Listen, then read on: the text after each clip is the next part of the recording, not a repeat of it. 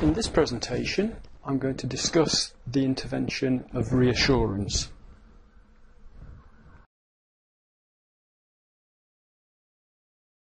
Just take a moment to think how you would feel if where you lived, new, unfamiliar and very disturbed people arrived regularly. Disturbing behaviour, such as violence, threats and shouting, could occur out of the blue at any time. And on top of all of this, you're anxious, you're fearful, you're in an unfamiliar place and maybe suspicious of everyone around you. So what is reassurance about? Well, reassurance, as an intervention, aims to reduce the distress that is caused to patients by potentially anxiety-provoking incidents on the ward. Such incidents include violence, threats, shouting, abuse, damage to property, and deliberate self-harm. So what's the aim of reassurance? Well, suppose an incident such as one of those described had occurred. Through reassurance, we hope to provide a caring and watchful staff presence, an explanation of the incident to the patients on the ward, and also to support the patients, leaving everyone feeling safe and secure. Reassurance as an intervention is important because through it, we can reduce the fear and anxiety and stress that are experienced by patients in the face of such incidents, and to also diffuse any anger and agitation amongst patients that these incidents might cause. There are other possible benefits for reassurance. It can reduce the likelihood that patients will become defensively aggressive towards other patients who are behaving in a very dangerous and disruptive manner.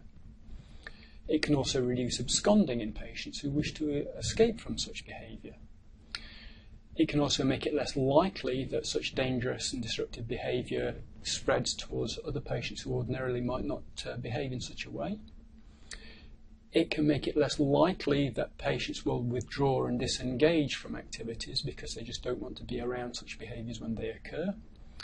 And finally, and very importantly, it can prevent the misinterpretation of staff behaviour when they act in ways which are intended to contain such behaviour.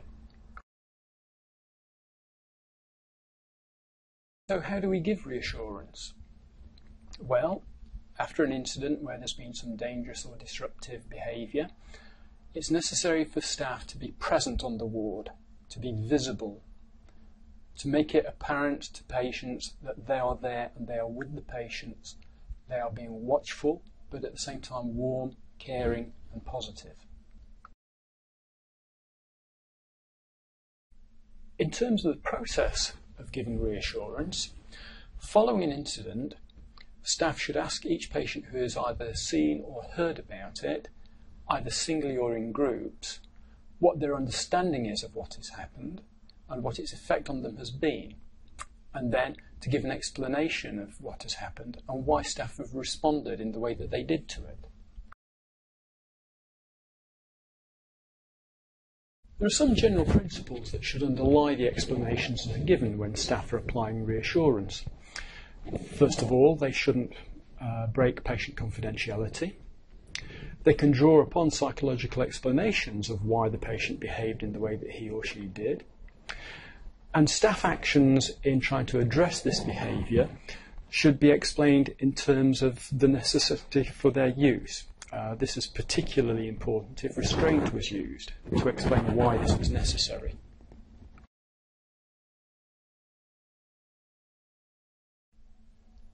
At the start of this presentation, I invited you to briefly consider how you would feel if, in the place where you live, there was a constant threat of violence, aggression, abuse, shouting and other disturbing behaviours. The purpose of all the interventions in safe wards is to help to make wards a more therapeutic and less stressful place for both patients and staff. So reassurance, among all the other interventions within the Safe Wards model is around changing the place where you live, changing it from a place characterised by darkness, fear and suspicion, or a place where staff truly aim to look after everyone, even in the most difficult and trying of circumstances. I know what I prefer, and I'm sure that you do too. Thank you for listening.